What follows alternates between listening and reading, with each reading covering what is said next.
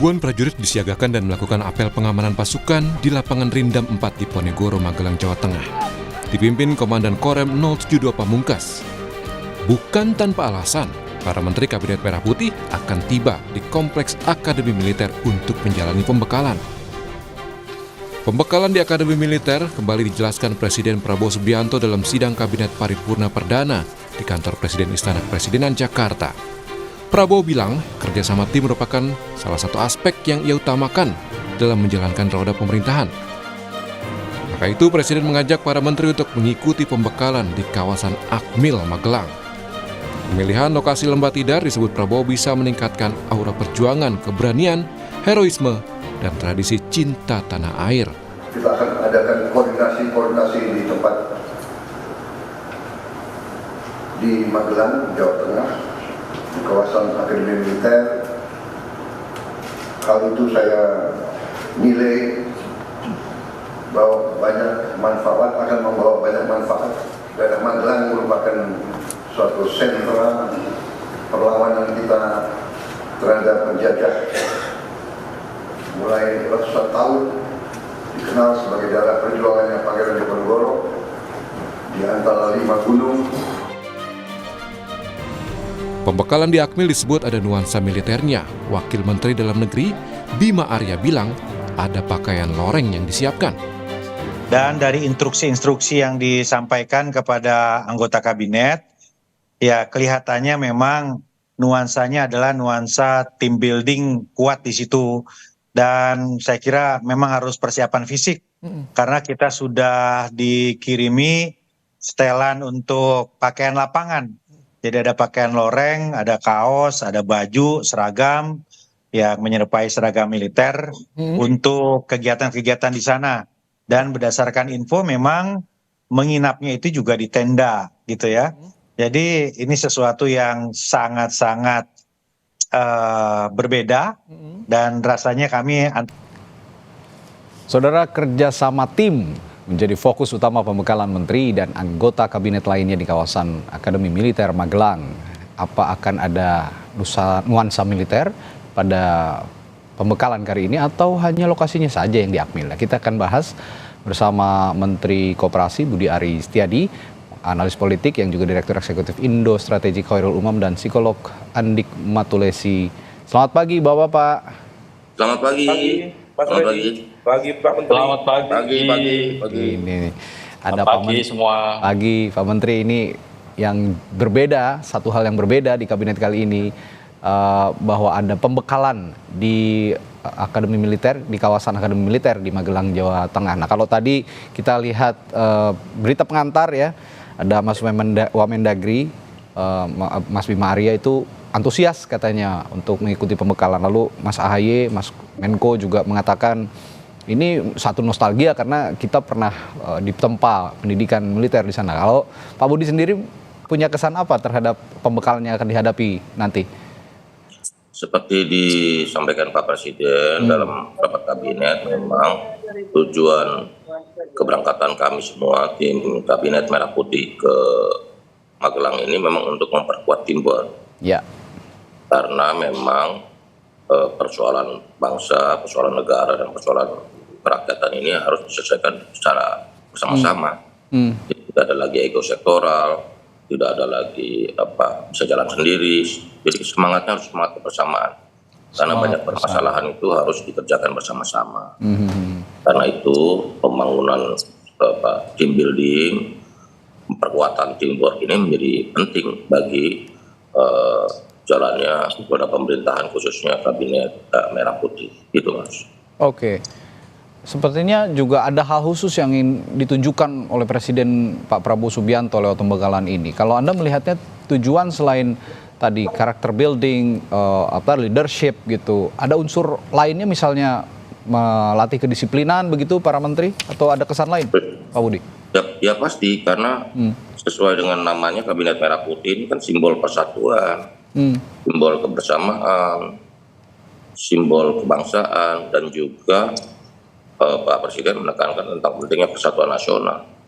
Karena perjalanan catatan sejarah bangsa-bangsa di dunia juga mengatakan bahwa hanya bangsa yang bersatu bergerak secara militan lah yang bisa membuat negara menjadi maju, dan itu ditekankan oleh Pak Presiden kepada kami semua. Kami sebagai pembantu beliau di Kabinet Merah Putih memang dituntut mutlak untuk bekerja sama, punya semangat, punya loyalitas, cinta tanah air dan sebagainya. Ya, satu kalimat yang saya catat, semangat militan ini satu hal yang positif Pak Menteri. Semangat militan yang dibangun oleh kabinetnya Pak Prabowo, Kabinet Merah Putih. Artinya sudah siap untuk menjadi menteri yang militan begitu ya 5 tahun ke depan Pak Budi ya?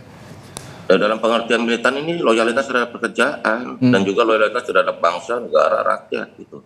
Kepentingan negara, kepentingan bangsa, kepentingan rakyat di atas segalanya. Hingga kita berasal dari latar belakang yang berbeda-beda, partai politik, kelompok, tetapi yang pasti kepentingan negara, kepentingan bangsa, kepentingan rakyat harus ditempatkan tertinggi di atas kepentingan yang lain. Karena kita sebagai pelayan publik harus memberikan yang terbaik buat bangsa, negara, dan rakyat ini gitu. Oke. Mas Umam, secara politik bangsaan, apa yang ingin didapat Presiden sebenarnya? Kalau tadi Pak Budi mengatakan, Pak Menteri, semangat militansi untuk membangun bangsa dan negara, kebersamaan, leadership, dan juga kalau saya menggarisbawahi soal kedisiplinan. Kalau Anda punya analisis lain soal pembekalan yang akan dilakukan di Bukit Tidar ini nanti? Ya, memang apa yang dilakukan oleh Presiden Prabowo tentu ini tidak lepas dari memori beliau yang memang dididik dalam tradisi militer. Dan kalau misal kita cermati, sejak Akademi Militer berdiri pada tahun 1957, memang Lembah Tidar itu seringkali disebut sebagai kawah Candra di Muka, yaitu tempat di mana para taruna, tepatnya para prajurit, ditempa secara tangguh, disiplin, dan kemudian bermental baja. Nah, di dalam konteks ini kemudian mereka dalam proses kawah Candra di Muka itu diharapkan kemudian bukan hanya dalam konteks ini tentu adalah para menteri dan juga para wakil menteri, diharapkan kemudian bisa bertransformasi menjadi seorang sipil tetapi memiliki karakter perwira yang berjiwa ksatria, patriotik, dan siap mengabdi pada negara. Nah, oleh karena itu saya membayangkan Bang Muni atau Pak Menteri ini begitu nanti selesai dari kawah Candra di Muka di Lembah Tidar, nanti akan bertransformasi menjadi bagian dari para ksatria Lembah Tidar. Nah, itu yang kemudian barangkali menjadi target simbolik ya. Tetapi di saat yang sama tentu forum-forum semacam ini, kegiatan-kegiatan semacam ini memiliki makna dan juga fungsi, yaitu melahirkan atau menguatkan emotional bonding, sehingga kemudian kebersamaan di antara jajaran, karena bagaimanapun juga Kabinet Merah Putih ini adalah kabinet yang memiliki warna yang sangat beragam. Hampir semua kekuatan politik per hari ini tampaknya minus PDIP dan juga Nasdem, meskipun Nasdem juga secara politik tetap memberikan dukungan kepada pemerintahan Prabowo Gibran. Tetapi bahwa karakter yang cukup variatif ini, elemen kekuatan politik yang cukup variatif ini, kalau misal kemudian tidak dimitigasi dengan pola pendekatan yang jauh lebih solid, lebih komprehensif, memang berpotensi kemudian melahirkan friksi-friksi, manuver-manuver yang justru bisa memunculkan turbulensi yang tidak produktif dalam sebuah pemerintahan. Oleh karena itu, ini akan diharapkan tampaknya memunculkan esprit de corps atau semacam jiwa korsa, kebersamaan di tengah perbedaan yang cukup beragam. Oleh karena itu semalam kita diskusi itu, ini kan ragamnya di dalam itu kan ada banyak kekuatan, dan kekuatan itu tampaknya bukan satu cara pandang, ada juga elemen kekuatan yang saling mengincar misalnya. Nah, itu kita membayangkan bagaimana misalnya ini penuturan ya dari Dr. Umar Wahid, adik dari Gus Dur, paman dari Cak Imin dan juga paman dari Gus Ipul misalnya, yang mana dua-duanya sekarang menjadi menteri, satu menteri koordinator pemberdayaan masyarakat, satu menteri sosial. Kata Dr. Umar Wahid, bagus juga nanti kalau di Lembah Tidar itu Cak Imin dan Gus Ipul diletakkan di satu tenda saja itu, jadi biar emotional bondingnya lebih kuat. Atau misalnya Pak Erlangga, Pak Bahlil, Pak AGK itu dalam satu tenda yang sama. Artinya bahwa tentu ada friksi-friksi, dinamika kepentingan atau clash of interest akan selalu ada. Tetapi sebagai sebuah ikhtiar untuk melahirkan jiwa korsa, kebersamaan dengan simbol-simbol, memang ada tampaknya simbol-simbol yang sifatnya militeristik, tetapi tentu dalam konteks ini saya berharap bukan format militeristiknya itu yang ditekankan, tetapi nilai-nilai kebersamaan, nilai-nilai patriotik, ya, kemudian menjadi karakter kesatria itu yang kemudian bisa ditularkan. Sehingga para menteri bisa memahami cara pandang presiden, presiden juga bisa mengarahkan ya, bagaimana kemudian dalam konteks proses pengambilan kebijakan publik, dalam pengambilan kebijakan-kebijakan strategis, sehingga kemudian tidak ada hambatan yang jauh lebih berarti. Oke, Mas Umam, untuk kalangan sipil ini tentu hal yang baru tentu saja untuk mengikuti pembekalan semacam yang dilakukan di Lembah Tidar ini di Magelang, Jawa Tengah. Kira-kira hal apa saja yang bisa didapat dari kalangan sipil lewat pembekalan semacam ini? Apakah akan ada output yang nantinya juga berbau Lembah Tidar begitu kira-kira? Ya, kita tidak tahu persis ya bagaimana format yang akan digunakan.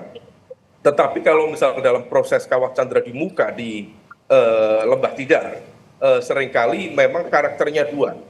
Bahkan kalau misal kita merujuk pada konsep Trisakti Wiratama atau 3 elemen dasar, kekuatan dasar, sehingga kemudian seorang taruna bisa mendapatkan predikat bintang Adimakayasa, jadi standar tertinggi dari seorang taruna atau perwira. Itu adalah kekuatan intelektual, kekuatan fisik, dan juga karakter. Jadi intelektual atau fisik dulu, kemudian karakter, kemudian baru intelektual. Nah, ini yang kemudian barangkali tentu tidak bisa membentuk dalam sebuah format yang betul-betul solid, dalam arti ya 3 hari apa yang bisa diharapkan. Tetapi setidaknya memang bisa kemudian memunculkan nilai-nilai kebersamaan, loyalitas, saling mendukung sebagai bagian dari tim pemerintahan yang sama. Nah, oleh karena itu kita belum tahu persis formatnya seperti apa. Kalau menggunakan format militer betul, maka harus seimbang tuh antara konteks intelektual dan mental ditempa dalam model yang sangat deras, plus ada fisiknya. Nah, saya tidak tahu persis apakah Bang Muni, Pak Menteri Koperasi siap untuk push up dan model-model rindam gitu. Tapi kalau misal saya menduga tidak akan menggunakan proses pendekatan pelatihan fisik secara intens ya. Tetapi yang terpenting adalah bonding dan juga loyalitas, sehingga dalam eksekusi kebijakan publik ke depan akan jauh lebih efektif. Ya, ini kan konteksnya berarti lebih ke fisik dan mental begitu. Dan kalau fisik ya itu satu hal, tapi kalau mental itu yang akan didapat adalah mungkin ya outputnya adalah yang diharapkan adalah kedisiplinan, leadership, dan juga kerjasama tim yang kuat. Saya ke Pak Andik. Pak Andik, kalau melihat dari sisi psikologis gitu, apa yang bisa didapat oleh para menteri dan wakil menteri dan juga lembaga setingkat menteri, pemimpin-pemimpin lembaga setingkat menteri untuk mengikuti pelatihan di Lembah Tidar? Apa yang akan didapat kira-kira secara psikologis? Yang jelas kan dari 48 menteri Menko dan 55 wamen itu kan dari berbagai latar belakang yang sangat berbeda satu dengan yang lain, yang bisa saja punya pengalaman menjadi menteri sebelumnya, tapi ada juga yang sama sekali tidak memiliki pengalaman menjadi atau di dalam birokrasi. Gitu. Nah, biasanya persoalan mereka yang paling penting adalah proses adaptasi. Bagaimana menyesuaikan diri dengan situasi yang baru. Karena pasti mereka-mereka yang belum pernah di birokrasi, belum pernah menjadi bagian di dalam birokrasi, pasti mereka punya kesenjangan di dalam bagaimana mereka berperilaku. Ini kan terlihat dalam beberapa kali terlihat kegamangan-kegamangan, kesalahan-kesalahan dari beberapa orang dalam menghadapi menyesuaikan diri situasi tersebut. Kalaupun ada memberikan pemahaman di Hambalang kan beberapa hari sebelum dilantik, itu kan baru dari sisi kognisi ya, dari sisi knowledge, dari sisi kesadaran gitu. Tapi belum ada yang namanya emotional bonding di situ. emotional bonding itu bisa dilakukan kalau melakukan pekerjaan bersama, melakukan kegiatan bersama. Nah, di Tidar ini, di lembah Tidar ini diharapkan mereka saling bertemu, jadi tidak hanya sekedar tambahan informasi knowledge saja, tetapi juga ada ikatan-ikatan emosional di antara mereka, karena pasti di antara mereka belum tentu ada kesepahaman, belum tentu ada friksi-friksi yang disebutkan oleh Mas Umar tadi, tapi akan banyak sekali perbedaan-perbedaan latar belakang yang bisa memunculkan friksi. Selain itu, kalau saya yakin Pak Prabowo kan pernah menjadi bagian dalam kabinet sebelumnya, ya, dia punya preferensi. Kalau misalnya itu tidak dilakukan kegiatan bersama, pasti orang akan berjalan bersama. Orang tidak punya visi yang sama, orang tidak punya keinginan sama, orang tidak punya komitmen dan goal yang sama. Oleh karena itu, menurut saya adalah hal yang penting untuk mengumpulkan di lembah Tidar ini. Di satu sisi, tidak hanya sekedar persoalan Pak Prabowo pernah menjadi bagian dari situ ya, tetapi preferensi pernah di kabinet sebelumnya, preferensi bahwa yang bersangkutan juga pernah ditempa di situ, itu akan menjadi bagian yang penting bagi tim, ya, jadi satu tim gitu. Ya, jadi adanya menjadi satu tim, satu komitmen, maka tentunya akan bisa memiliki satu tujuan. Walaupun hanya 3 hari, itu sebenarnya tidak kemudian menimbulkan emosional atau personal bonding yang sangat kuat gitu. Harus dilakukan berkali-kali gitu. Kalau hanya sekali saja, tentunya mungkin baru sampai pada, kalau skor 1 sampai 10 mungkin baru hanya sampai di tahap 3 atau 4. Belum sampai sepenuhnya gitu. Karena persoalan mental gitu ya, persoalan mental disiplin, daya juang, kemudian resiliensi, kemampuan untuk berbagi, sense of belongingness, jiwa korsa, itu tidak bisa dibangun hanya dalam waktu 3-4 hari. Tapi harus berkali-kali dilakukan.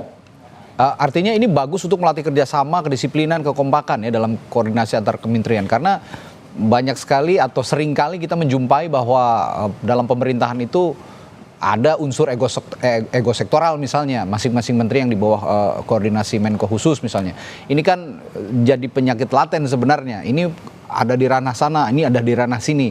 Nah, ego sektoral itu apakah bisa dikikis dengan pembekalan ini kira-kira? Betul.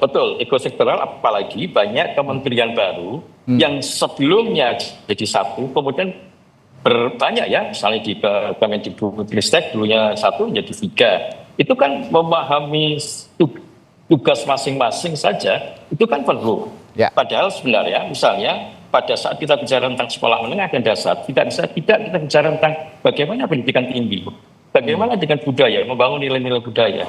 Jadi memang menurut saya hal yang sangat benar gitu ya, sangat tepat kalau mereka itu dimasukkan dalam sebuah tempat yang namanya Bukit Tidar gitu.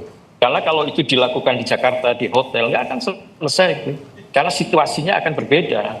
Di Bukit Tidar ada situasi yang berbeda, situasi yang tidak hanya sekedar persoalan mental, tetapi juga membutuhkan fisik gitu. Apalagi dalam konteks kita dihadapkan dengan alam itu, maka tentunya akan bisa membangun rasa solidaritas, rasa dinamika kelompok itu akan terbangun.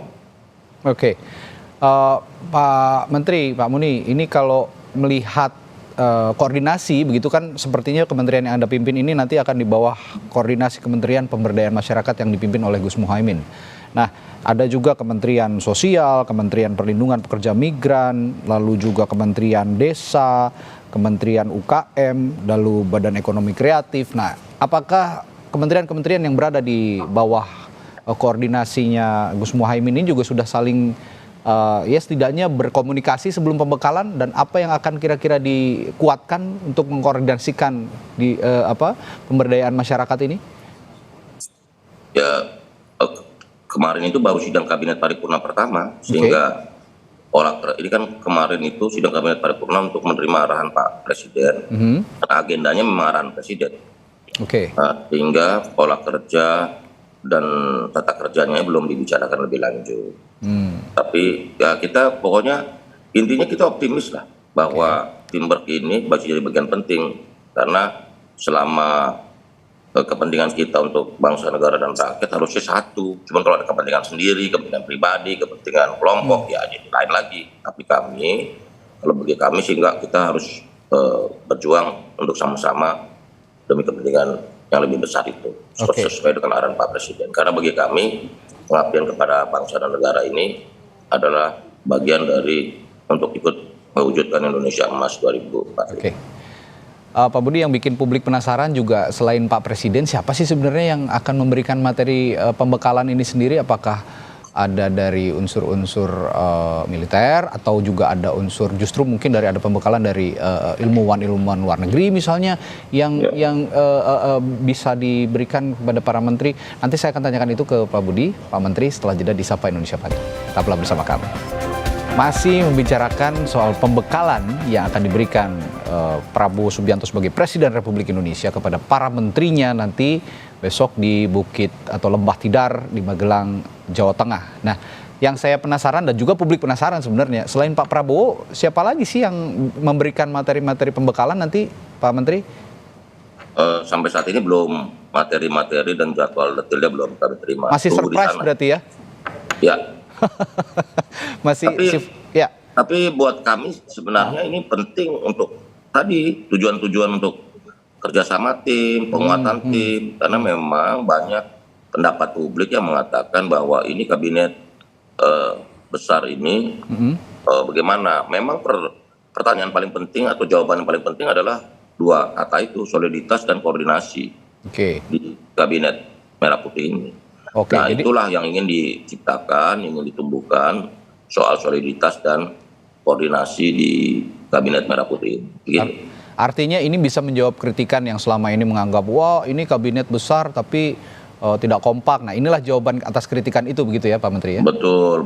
Bahwa Pak Presiden sudah tekankan pokoknya kepentingan kita, kepentingan negara, bangsa, rakyat harus kepentingan utama dibanding kepentingan kelompok atau pribadi. Tapi harapannya juga nggak berhenti di Pak Menteri aja nih. Kalau kemarin saya berbincang dengan beberapa analis begitu ya. Kalau bisa metode seperti ini kan sistem baru gitu Pak Budi. Kalau bisa ke bawahnya juga ikut juga diterapkan metode-metode semacam ini supaya untuk lebih solid lagi ke bawah gitu. Termasuk untuk kepentingan daerah. Mungkin nanti setelah penataan organisasi sudah selesai, penataan tim di kementerian masing-masing kementerian juga bisa dilakukan gitu. Karena ini kan beberapa kementerian sedang melakukan konsolidasi ya. Karena ada pemisahan, ada SOTK baru gitu loh. Sehingga perlu penataan dan penyesuaian. Nanti setelah konsolidasi ini selesai, kita harapkan juga di level berikutnya ada hal yang sama untuk membangun tim karena Pak Presiden dan saya setuju sekali bahwa semua itu harus dikerjakan secara tim, bukan perorangan. Ini bukan orang yang hebat, tapi tim yang hebat gitu. Itu tadi yang sempat dibahas juga soal ego sektoral, Pak Budi. Ini penting seperti itu. Karena coba aja kita bicara satu urusan, itu bisa 7 sampai 10 kementerian lembaga yang terlibat gitu. Ya, soal ego sektoral juga jadi perhatian sehingga justru itu ini juga ego sektoral ini harus kita minimalisir serendah mungkin untuk membuat kinerja pemerintahan ini bisa memberi dampak bagi masyarakat. Karena ukurannya sekarang kan kerja yang berdampak. Saya selalu diingatkan 3 aja ukurannya, tercatat, terukur, terdampak. Jadi kita mengerjakan apapun dampaknya bagaimana untuk masyarakat. Nah harapannya kan bisa kerja cepat begitu. Kalau tadi sempat menyinggung juga Pak Andik, selain mental, fisik juga akan dilatih. Ini kerja cepat ini membutuhkan fisik yang prima gitu kira-kira. Ini sepertinya juga akan ada pelatihan atau pembekalan fisik juga nih. Sudah siap ya, Pak Menteri? Ya pastilah kalau fisik, tapi kan dengan kondisi dari anggota kabinet yang berbeda-beda, ada yang tua, ada yang muda, mungkin yang muda lebih segar ya. Tapi kan fisik itu proporsional lah ya, berdasarkan usia begitu ya. Enggak, fisik itu kan dalam pengertian ya pastilah. Kalau kita nggak sehat, gimana kita menjalani tugas-tugas pemerintahan gitu. Ya karena kan diharapkan bisa kerja cepat ya, fisik juga harus prima karena agenda kementerian dijamin juga akan padat nanti setelah ini untuk menggenjot buat kami agenda-agenda itu program. Penting dalam pengertian ya kita harus bugar kalau badan kita nggak sehat, gimana kita mau mikir yang baik gitu. Tapi ukurnya bukan kuantitas dalam pengertian push up berapa banyak, enggak. Menurut saya enggak itu. Tapi bahwa kita prima, kita fit, gitu loh. Oke. Bisa Mas bangun Umam. pagi, Ya. bisa tidur agak telat nggak apa-apa, bangun pagi seger lagi, itu buat saya sih oke lah. Ya karena kita melayani rakyat kok. Kalau Oke. melayani rakyat ya harus penuh hati, gitu loh. Terlebih Yang besok, pasti kan intinya kita harus penuh Ya. hati melayani rakyat. Gitu. terlebih besok mulainya pagi-pagi sekali katanya. Pagi. Jam 5.20 betul? Betul. Wah, luar biasa. Ini sudah pagi-pagi sudah bangun. Nggak tahu nanti ngebanguninnya gimana ya, mungkin pakai lonceng kali ya. Ya. bangun gitu ya. Bangun pagi Dan apa, langsung nggak ada masalah. inilah. Yang pasti kan Ya, tujuan dari kegiatan ini kan membangun teamwork, Ya, membangun team ya. building, Oke. membuat soliditas dan juga kita disiplin dalam tugas dan tanggung jawab kita Oke. sesuai dengan tugas dan fungsi yang diberikan Pak Presiden kepada kami semua. Gitu. Oke. Mas Umam, kalau kita lihat kan postur kabinetnya Pak Prabowo ini sebagian besar anggota kabinet ini kalangannya juga profesional gitu ya. Ya hampir 50-50 lah, tapi banyak juga dari kalangan profesional yang sudah puluhan tahun pengalaman mengurus negara dan tahu dalam sisi birokrasi. Kalau soal ini bagaimana kaitannya dengan pembekalan besok? Ya, secara umum memang diharapkan kemudian dari berbagai elemen ya, bukan hanya dari kalangan politisi, tetapi juga dari kalangan profesional, betul-betul bisa mendapatkan sentuhan pelatihan ini, apapun nanti formatnya ya, yang pasti ini semacam kita istilahkan Magelang Retreat pasca Magelang Retreat. Hambalang Retreat. Kalau misal kemarin di Hambalang, kita tahu ternyata isinya adalah pembekalan dan ada cukup banyak nama-nama besar yang ikut memberikan materi seperti Mearsheimer, tokoh dari kalangan dengan tradisi neorealis dalam studi hubungan internasional yang berasal dari University of Chicago, Amerika Serikat, kemudian tokoh-tokoh yang lain. Jadi memang penekanannya pada intelektual. Kalau kita merujuk pada konsep Trisakti Wiratama tadi, maka asumsinya Magelang Retreat akan memperkuat sisi di luar aspek intelektual, yaitu aspek mental atau karakter, dan juga dalam konteks ini adalah terkait dengan konteks fisik itu sendiri. Nah, oleh karena itu memang ini diharapkan Magelang Retreat di Lembah Tidar bukan hanya sekedar menjadi tempat penempaan fisik ya, tetapi juga simbol yang kalau Lembah Tidar itu yang mengandung nilai historis, mengandung nilai tradisi, spiritual, dan juga semangat juang. Nah, bagi para, kalau misal kita merujuk pada para taruna ya, Akademi Militer, tempat ini di Lembah Tidar itu seringkali dianggap menjadi titik awal perjalanan panjang dalam pengabdian kepada bangsa dan negara. Dan sepertinya Pak Prabowo sebagai presiden ingin melakukan tradisi itu. Bahkan jangankan dari kalangan profesional, kalau misal kita tahu ya dalam tradisi PNS atau ASN, itu sebelum mereka diangkat menjadi ASN, ada juga tradisi prajat atau prajabatan yang isinya adalah penanaman nilai-nilai juang dengan pendekatan pola-pola militeristik. Nah, oleh karena itu kita berharap bukan dari format militeristiknya, tetapi kita berharap ada tadi itu bukan hanya melahirkan satria dalam arti Superman, tetapi juga bisa melahirkan super team. Karena bagaimanapun juga ini pemerintahan membutuhkan proses koordinasi yang sangat kompleks dengan format nomenklatur kementerian yang dipecah menjadi lebih kecil, lebih spesifik, tetapi dengan perubahan ini praktis satu kementerian tadi disebutkan oleh Bang Muni, Pak Menteri Koperasi, harus ada SOTK baru. Kalau misalnya SOTK baru, maka mereka kemudian harus membutuhkan perpres. Kalau perpres, maka harus ini koordinasinya dengan Kemenpan RB, dengan Mensesnek juga harus kencang. Belum lagi nanti terkait dengan tunjangan kinerja, jangan sampai 6 bulan, 7 bulan mereka yang bekerja di kementerian baru akhirnya terdampak tidak mendapatkan pendapatan karena harus menunggu legal formal secara administrasi kenegaraan. Nah, oleh karena itu Hambalang Retreat, kemudian sekarang Magelang Retreat tentu bisa dilakukan, tetapi di saat yang sama saya juga berharap mesin birokrasi terutama di kementerian-kementerian utama tadi yang menyiapkan landasan bagi pemerintahan baru bisa tetap bekerja Baik. keras sehingga kemudian proses eksekusinya bisa dipercepat untuk Oke. kerja-kerja yang akan datang. Mas Redi. Mas Umam, dari rentetan Hambalang Retreat, lalu sekarang Magelang Retreat, saya yakin Anda sebagai analis komunikasi politik juga punya short analysis. Sementara ini, tanggapan publik mengenai rentetan pelatihan atau pembekalan kepada para menteri-menteri. Sejauh ini yang Anda lihat, analisisnya bagaimana? Masyarakat secara umum tampaknya tidak begitu keberatan, artinya tidak muncul sebuah narasi-narasi kritis atau kritik-kritik mendasar terhadap proses itu. Kalaupun ada sesuatu yang sifatnya di-highlight oleh terutama kalangan masyarakat sipil ya, berharap supaya kemudian dalam pendekatan-pendekatan ini tidak kemudian membuat sebuah format pemerintahan yang basisnya adalah supremasi sipil kemudian seolah menjadi militeristik. Nah, oleh karena itu kita juga tahulah bagaimana Pak Prabowo backgroundnya militer, tetapi beliau kan juga sudah masuk dalam ranah kekuasaan sipil, menjadi ketua umum partai, kemudian sekarang menjadi presiden yang dipilih oleh rakyat. Barangkali tampaknya pendekatan-pendekatan pola militeristik ini diharapkan menjadi sebuah pola pendekatan yang tampaknya mencoba untuk mendorong tadi nilai-nilai kebersamaan, loyalitas, tetapi format dalam proses ke depan tampaknya tidak kemudian harus menggunakan pola-pola militeristik. Sejauh ini masih positif lah ya, berarti anggapan publik ya? Ya, sejauh ini masih oke dan kita lihat juga selain oke pandangan publik, outputnya apa?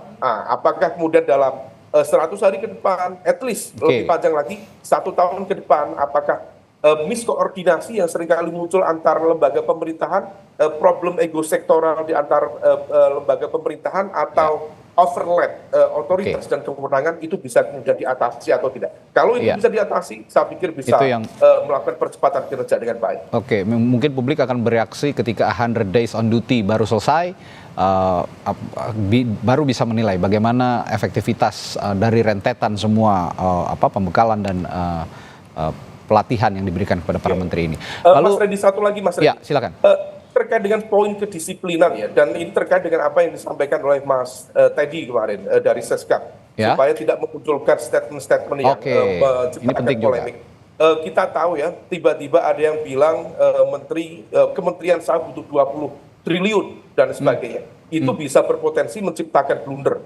Nah, oleh karena itu, maka dalam proses ini diharapkan kedisiplinan itu yang kemudian bisa ditekankan sehingga kemudian tidak menciptakan miskomunikasi atau bumerang yang kurang produktif ke depan. Ya, hal-hal semacam ini juga yang harus disamakan visinya sehingga pernyataan-pernyataan ataupun tingkah laku ataupun perbuatan kebijakan yang kontroversial juga bisa diredam sehingga fokusnya tetap untuk menjalankan program-program yang tercantum dalam astacitanya Pak Prabowo begitu kira-kira. Nah, Pak Andik, dengan mereka ini saya berbicara soal fisik dan mental yang Anda utarakan tadi ya Pak Andi. Dengan anggota kabinet yang sudah banyak yang lanjut usia, ini sebenarnya pembekalan seperti ini, pengembelengan seperti ini bisa maksimal atau justru sebenarnya acara seperti ini dengan keterbatasan usia misalnya yang sudah lanjut usia, ini bisa memompa lagi semangat agar muda kembali lah dalam tanda kutip, bisa merefresh ide-ide mereka. Ya, saya yakin pembekalan akan dilakukan sesuai dengan usia ya, karena pasti faktor usia akan berpengaruh dalam kegiatan-kegiatan fisik yang ekstrim. Kalau saya melihatnya lebih pada faktor psikologisnya yang ditekankan, misalnya terkait dengan komunikasi. Jadi kalau sudah ada ikatan emosional yang kuat, maka komunikasi tidak hanya komunikasi formal, tetapi juga komunikasi interpersonal, komunikasi yang lebih dekat, karena biasanya persoalan-persoalan berat itu malah bisa antar lembaga, antar departemen, antar kementerian bisa diselesaikan dengan model-model komunikasi yang sangat mengedepankan emosional, kedekatan. Itu yang menurut saya menjadi bagian penting. Kalau persoalan fisik, saya yakin saya setuju dengan Pak Menteri tadi, itu terkait dengan persoalan kebugaran saja. Ada proses pembiasaan. Jadi misalnya dari pagi bangun, kemudian melakukan kegiatan. Dan itu pun saya yakin akan dilakukan oleh seluruh menteri dalam 100 hari ke depan. Oleh karena itu faktor kebugaran, faktor fisik, kalau itu dilatih menjadi sebuah habituasi, sebuah kebiasaan yang dilakukan terus-menerus, tentunya juga akan meningkatkan kebugaran dan akan meningkatkan meningkatkan juga kemampuan para menteri untuk bekerja. Karena saya yakin dalam 100 hari ke depan tekanan publik besar, tekanan program-program yang diselesaikan juga banyak, apalagi menyambut di tahun depan ya. Jadi program-program yang akan dimunculkan di tahun depan juga pasti akan sangat lebih kompleks ya, karena diharapkan dengan jumlah yang besar maka akan bisa menyelesaikan persoalan-persoalan yang lebih besar lagi. Lebih besar Jadi dan menurut lebih cepat, saya ya. faktor psikologis itulah yang sebenarnya lebih berperan ya. Bagaimana membangun sense of belonging, bagaimana berkomunikasi, meningkatkan ikatan emosional satu dengan yang lain, itu akan menurunkan ego struktural dari teman-teman kementerian. Oke, jelas but not least, saya ke Pak Budi Ari, Pak Menteri. Apa yang sudah dipersiapkan untuk besok nih Pak Menteri, baik fisik dan mental? Ya ini seperti sehari-hari aja, tidak ada persiapan khusus. Karena memang sejak awal kita sudah diberitahu kita akan digembleng untuk menyatukan semangat, juga untuk melatih kebersamaan di antara kita. Yang pasti kita menjalankan program ini dengan sepenuh hati. Karena juga kita juga berharap kabinet ini tetap solid dan koordinasi bisa berjalan lancar dan mengedepankan kepentingan negara dan bangsa di atas kepentingan kelompok dan pribadi. Karena itu kita juga berharap setelah pelatihan kita bisa di Magelang ini kita bisa bekerja lebih cepat lagi untuk melayani rakyat. Semangat Pak Menteri untuk besok pembekalannya. Age is just a number, jadi usia bukan halangan untuk tetap semangat, untuk tetap bisa melayani rakyat dengan cepat tentunya, karena harapannya Pak Prabowo juga dengan postur kabinet yang besar, ini bisa kerja cepat langsung menyentuh ke masyarakat. Nah, pembekalan inilah yang jadi pintu awal, pintu masuk para menteri dan wakil menteri untuk bisa bekerja cepat, bisa disiplin, bonding satu sama lain, saling kerjasama yang punya kerjasama yang apik begitu kira-kira, dan emotional bonding juga yang tadi diungkapkan oleh Pak Andik sangat penting. Terima kasih para narasumber saya pagi hari ini. Menteri Koperasi Republik Indonesia Budi Ari Setiadi, lalu Mas Khairul Umam, analis komunikasi politik, serta Pak Andik setelah berada di Sapa Indonesia Pagi. Kita jumpa lagi lain waktu. Sehat selalu Bapak-bapak.